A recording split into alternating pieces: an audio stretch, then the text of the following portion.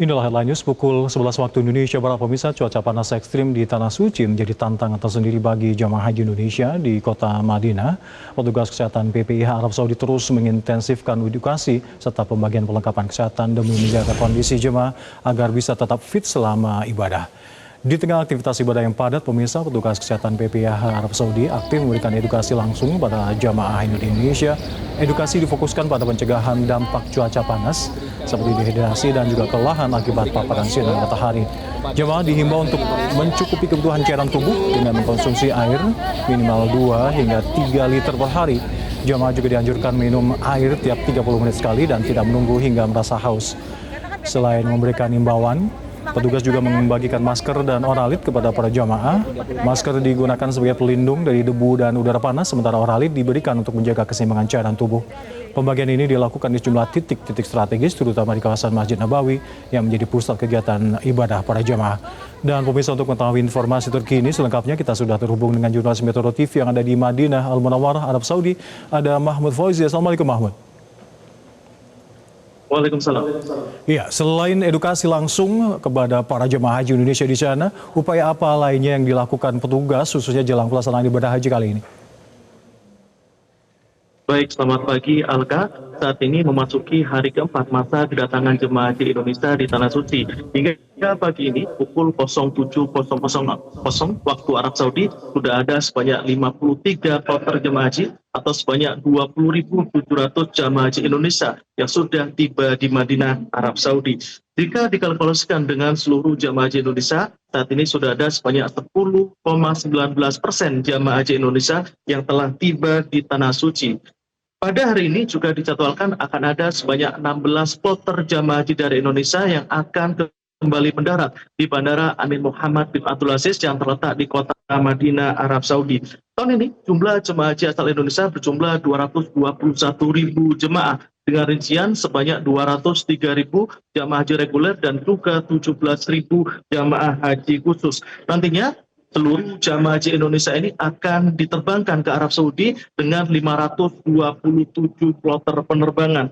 Kedatangan jamaah haji Indonesia ini akan dibagi menjadi 2 gelombang. Gelombang pertama yakni pada tanggal 1 pada tanggal 22 April hingga 6 Mei, di mana jamaah haji Indonesia akan mendarat di Madinah. Sementara itu untuk gelombang 2 akan diselenggarakan pada 7 Mei hingga tanggal 21 Mei, di mana jamaah haji Indonesia akan mendarat di Bandara King Abdul Aziz berada di kota Jeddah. Nantinya seluruh jamaah haji Indonesia gelombang 1 ini akan mendapatkan kesempatan untuk tinggal di kota Madinah selama 8 hingga 9 hari.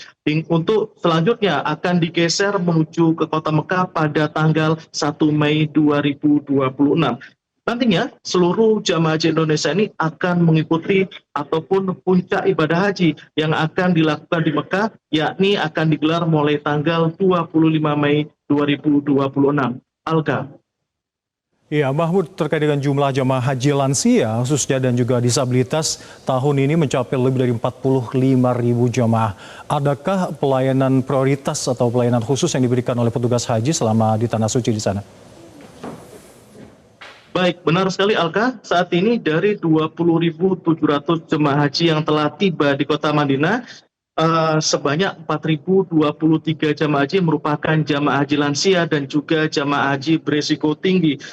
Selain itu, secara keseluruhan dari 220.000 jemaah haji Indonesia ini terdiri ada sebanyak 44.000 jemaah haji yang masuk dalam kategori lansia dan juga berisiko tinggi atau sekitar 25%. Selain itu juga ada sebanyak 380 jemaah berkebutuhan khusus dan ada sebanyak 284 jemaah yang memerlukan kursi roda. Mengingat banyaknya jumlah jemaah haji yang masuk kategori lansia dan juga berisiko tinggi ini, PPIH Arab Saudi terus melakukan berbagai inovasi dan juga pelayanan kepada jemaah haji. PPIH Arab Saudi memastikan akan memberikan pelayanan yang responsif dan juga humanis kepada seluruh jemaah haji, khususnya kepada jemaah haji lansia dan juga disabilitas.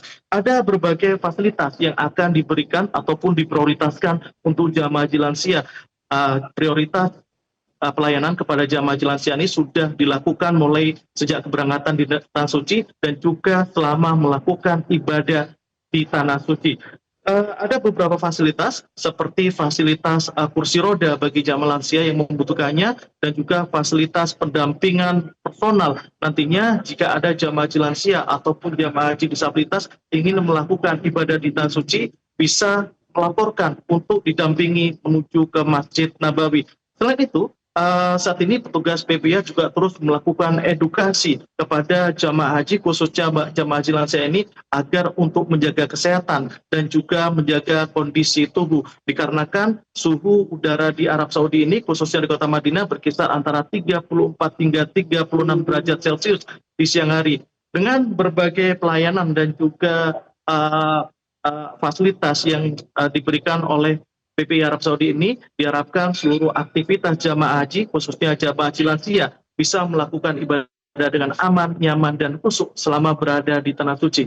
Kembali ke studio Alkan. Satu lagi terakhir, para petugas haji sendiri juga seringkali tidak dipungkiri mengalami kelelahan akibat cuaca ekstrim di sana. Bagaimana para petugas termasuk Anda sendiri bisa berusaha untuk selalu menjaga kesehatan di tengah kondisi cuaca ekstrim di sana?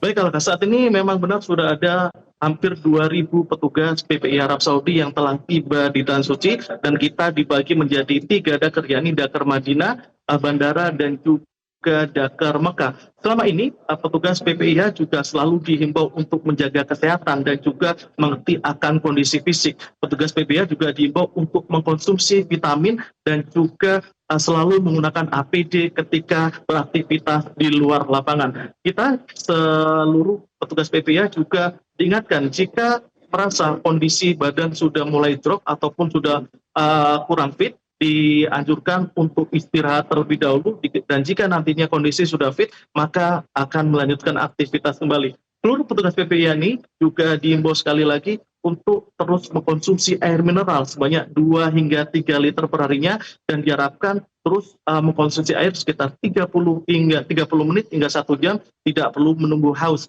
Seluruh upaya ini dilakukan agar seluruh petugas PPI ini dalam kondisi fit dan juga prima agar sekali lagi bisa memberikan pelayanan dan juga pendampingan secara maksimal kepada seluruh jamaah haji Indonesia. Alka. Baik, terima kasih laporan komprehensif Anda dari Madinah Al-Munawwarah, Mahmud Faji, melaporkan langsung dari Arab Saudi. Assalamualaikum. Jelajahi cara baru mendapatkan informasi. Download Metro TV Extend sekarang.